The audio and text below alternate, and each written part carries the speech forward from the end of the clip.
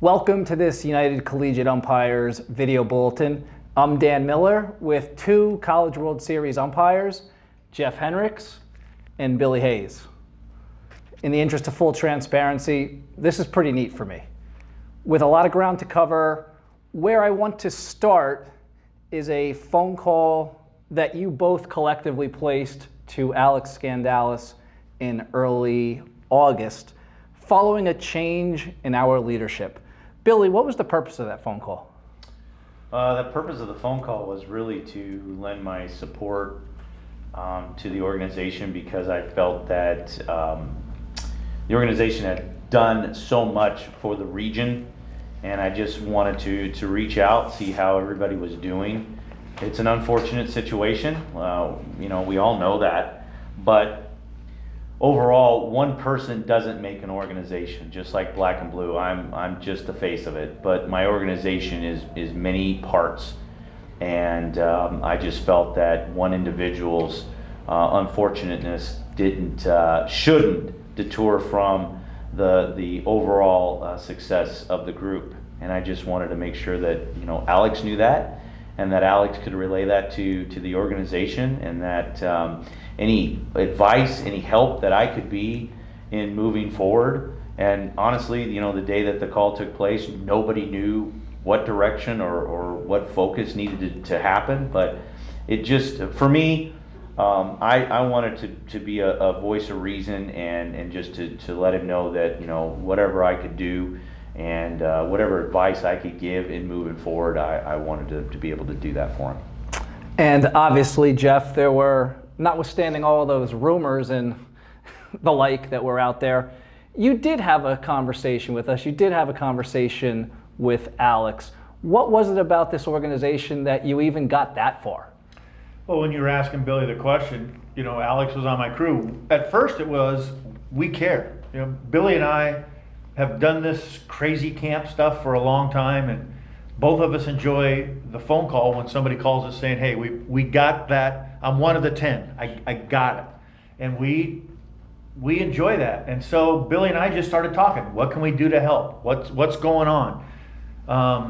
And then we started getting a little more passionate about it. And I, said, well, I love helping guys. And I said, maybe the reason I'm calling today is, maybe this is something I need to take a look at, which I did.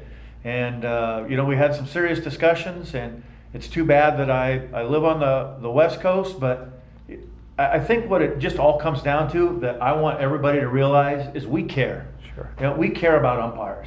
And I don't care if you're D2 or D3 or whatever. I wanted to make an impact and try to help, but at the end, I'm not ready to come off the field yet. Over the past 3 years, as many of you that are watching know, we have really tried to change the culture in the Northeast, really affect change in terms of the whole Northeast baseball umpire program. Billy, from your perspective out west, what have you seen? I've seen that change. I've seen a very collaborative effort into making the awareness and the accountability of the Northeast much greater. And that goes to speaking about the organization in itself, and being more than just one person. That's a group that has collectively come together, and we've all watched from afar, but through social media and posting and articles and whatnot, I've been able to see what you guys have done with camps and clinics throughout, from top to bottom, the Eastern Seaboard. And I know a lot of faces and a lot of people that are part of the organization that has made it successful. And so I really, I tip my hat, because I know what it takes to do these things and to put on these things. And you guys do a lot more than what we do, out west here. And so I know that takes a lot of effort and a lot of collaboration, and it takes a lot of manpower behind the scenes to get it all set up. So for me, I just look at the overall effort that the organization has put on. Just a huge thumbs up, and it was an easy decision for me when I was approached about collaboration and whatnot. to do, because what you guys are doing is really what we're doing out here. And Jeff spoke about it. We care about umpires, we care about officials, and we want to make people better. This bashing of umpires and bashing of officials and whatnot, there's just no place for it. And if we can be part of that process of making umpires better and people better at their craft, then I'm all for it. And I believe you guys have the same message and the same importance of wanting to have that as well as we do. So for me, it was an easy effort to say yes to collaborate and to be as one with what you guys are trying to do versus what we're trying to do. As all of you know who are watching, this organization is very passionate about umpire training. Jeff, as a College World Series umpire, 5 times, why is having a focused, structured umpire training program so important? Well, it starts with the NCAA. They're trying to get everybody focused and on the same page. Dave Yates came out with a mechanics book and video. Gene took it over and the same thing. Tom Heiler's done it. George has done it. It comes down from the conferences, and it's so that it's just, we've got to learn to come together. Everybody's now working the same mechanics. We don't all agree on whether you take a steel plate in the B position or the C position, but we can argue about it and have fun. That's, we've kind of lost touch about putting the salt shakers on the table and going over everything. But to be able to, do what you guys are doing and put it together and what we're doing, it's not us, it's not the Big 12, it's not the Pac-12, it's not the Northeast, it's all of us. We're all trying to get the same goal. And so let's band together. Let's, through Facebook, through videos, let's help each other. What can we do to help you? What can you do to help us? And let's just keep taking this thing from where I started in '97, now 20 years later, how it's going to be in 20 years for the guys coming behind us. So let's band together, stick together, and try to work it out for the common good of all of us. As both of you know and everybody watching knows, we've recently named Chris Marshall the new full-time president, and he is very much into the standards and accountability that we had started 3 years ago. Billy, speak to why standards and accountability, even though they might not be so popular to some of the rank and file umpires, why are having standards and accountability so important in umpiring? It's checks and balances, plain and simple.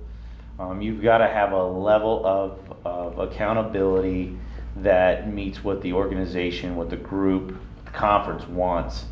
And all you're doing, and all hopefully Chris is going to be doing is putting a benchmark there that he feels is going to put the umpires that are part of your organization in the best possible position to be successful in working the various conferences that you guys oversee.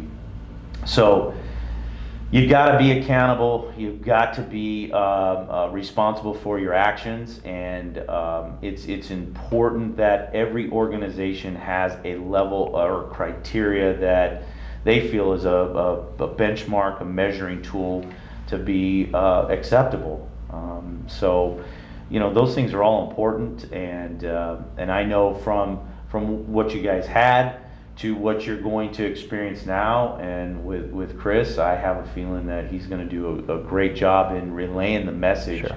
that you guys have kind of made a foundation for in the last 3 or so years, but in moving forward, taking on a personal touch that he may have. So I think he's going to do a great job, and obviously he's taken over something that's already worked really hard at getting to where you're at, and I see him just running with it. For the last 3 years, I know internally one of our focuses has been on identifying new umpires. It's impossible to underscore the importance of that. Jeff, you have a phrase, the next 10. Can you speak to what you mean when you say the next 10? Well, for all the new umpires that are there, the next 10 is if you're one of the 10 best high school guys and you're trying to get to JC or JC to Division 3 or 2, whatever. That's your first goal. If you're not in the 10, if you're not in the playoffs, then don't expect to go from high school baseball to Division II or Division III, because it's probably not going to happen. Get to that postseason. But what you also got to realize, we have some guys that are coming in out here. I usually get the new guys that it's their first D1 weekend, and they might struggle or they have some problems. Fall ball. I mean, I still work fall ball with young guys. Billy and I work fall ball. We go to Sac State, we go to Davis, we take the young guys, and then we're out there. Last year, I worked 27 innings behind the plate before we even started. So if you're a new guy and you're at Stony Brook or you're at the Naval Academy, I'll go to the Naval Academy, Let's go work fall ball so that the first time you get a D1 assignment, that slider that's 86, 87 miles an hour, and you've never seen one of those before, you should see that in fall ball, or you should see it again in spring. Get out there and work. Don't be the guy that we don't get paid for it, or we don't do this or whatever. Go out and work it. If you're a guy that's been around for a while, help the next 10. There's nothing better than a guy that's moving up the ladder and they call you and say, hey man, I appreciate everything you did. I got this assignment. It was because of you. So put in the time, put in the work, and good things will happen to you. And be one of the 10, because when you get that phone call or you get that assignment that you've dreamed about, it makes it all that much more special. For those of you who don't know, Billy is not only a College World Series umpire, he's president of BBUC out here in California. And one of the things why you and I hit it off so well is your interest in technology. You've also been interested in our platforms in terms of our training content. Even though you're out here, can you speak to what you've seen in terms of what we've been able to put out there as far as training content for our umpires? Yeah, it's remarkable, because if you look at where you guys started with really no technology and very little training to where you're at now in just a short period of time, it's tremendous. Whether you speak about or watch the stuff that you guys would do with the drone and the overhead views and stuff, and being able to take a big snapshot and watching guys rotate with natural movement versus where the baseball's at, and versus where they're supposed to go and why are they going there, and to be able to show that back to those guys on the importance of having that natural movement and being able to have those natural instincts, and why it's important to be able to go to a position and be in a favorable position ahead of the play. Man, that drone really showcases that and makes it very impactful. And then you go to looking at how you guys do things with the colored plates and everything like that. I mean, there's such a scrutiny that's involved with working the plate and balls and strikes from every level, from Major League Baseball down. But college baseball even more so, because I think we're getting to the point now where a lot of the postseason stuff, and for that matter even the Pac-12 has introduced it as early as last year with the diagram plate and all that good stuff. Man, if we're really not focusing on why we're calling things and how we're calling things and why and whatnot, we talk about in college baseball, we gotta have a little bit more liberated strike zone, just because it's college baseball. The pitchers are still developing their pitches, and they're just not as fine as they are or will be at the major league level. So to be able to have a plate that has a diagram on it that's colored, to be able to see and pinpoint a pitch that's a half a ball off the plate or a ball off the plate, and why we're calling it versus not calling it, or what importance, we talk about it, Jeff talks about it a lot when we're out in the fall. Junior college, we may be able to get a ball and a half off the plate, and that's acceptable because of the level of pitching and whatnot. But then you get to the Division I level, and it might be a half a ball off the plate, just because of the scrutiny, and more so how more advanced the pitchers are at the Division I level.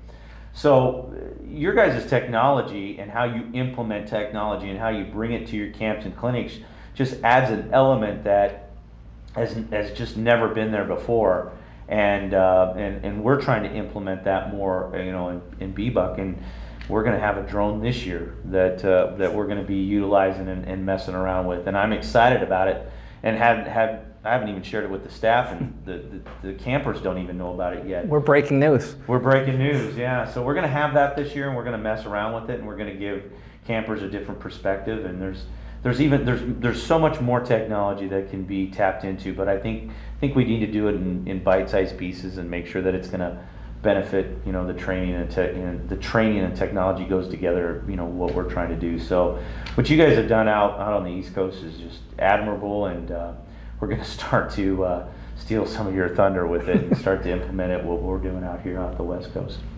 And one final question from me before we go. Everything we've talked about here essentially revolves around umpire training. For you, Jeff, this umpire training, you are now on the field as a crew member.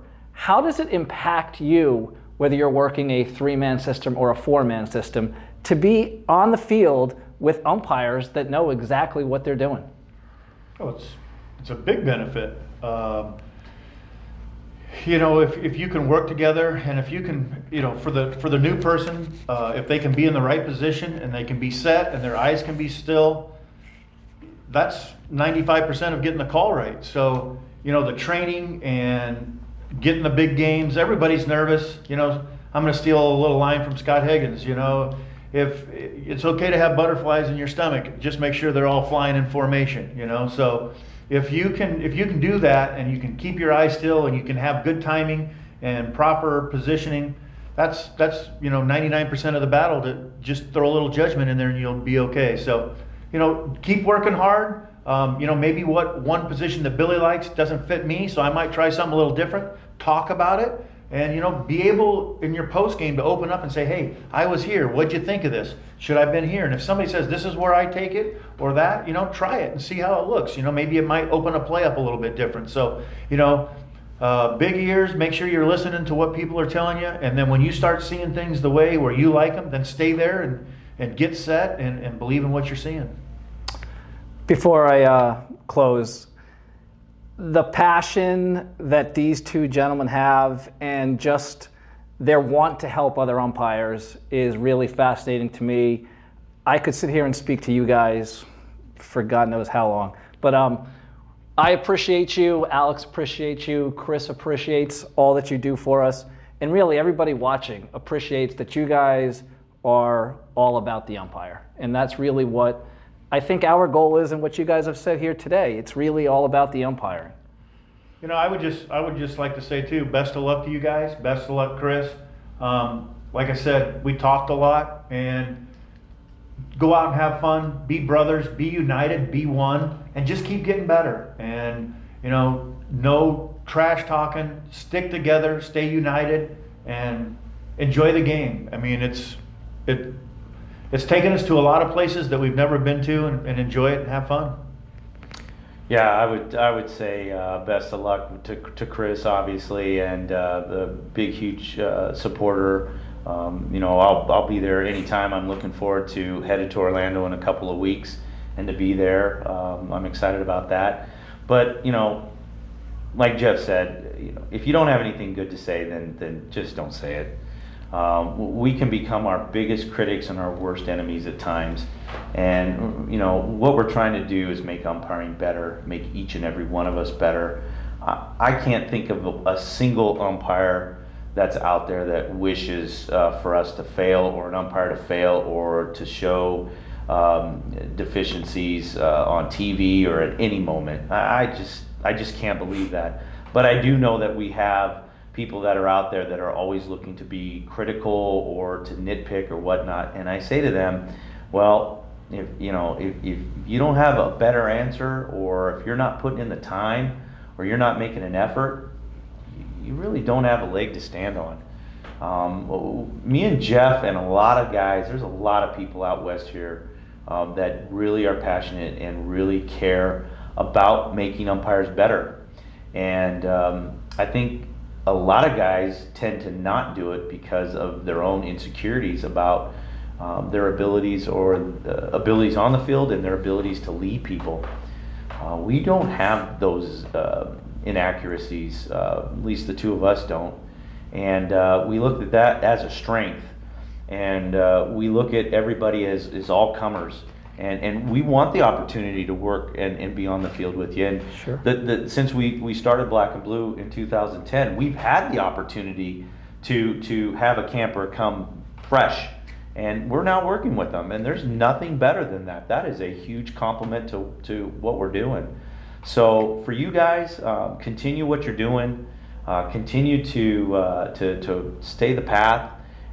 You guys have held your head high in a challenging time and in challenging moments, and you've been extremely transparent and forthright, and I think that is admirable, and that has weathered the storm to a positive. And to look at, I mean, a few short months ago, it was gloom and doom, and look what's going on, and now we have a new successor, a new guy that's going to take the reins to a program that's done great things. And so I continue to stay positive and to be very excited and very encouraged to have a guy that's stepping up like Chris is stepping up. I mean, think about it. Just take this moment and think about it. This is a guy that's probably going to Omaha in 2018. And he is going to sacrifice that experience that Jeff has been able to do 5 times, I've been able to do once. There is nothing like it. There is nothing better. It is the ultimate. It's the pinnacle. It is the highlight of every umpire's career. And this is a guy that is sacrificing that experience, that moment for himself and his family to take on this project. That is extremely admirable, and that's you got to tip your hat. So I wish you well, Alex well, Danny, I wish you well, and we will be here cheerleading you guys all along on the West Coast. Well said. Very well said. Billy, I will look forward to seeing you in Orlando. And all of you out there, thank you for watching. Please follow us, all the news, updates, and information on our Facebook platform and all of our other social media platforms.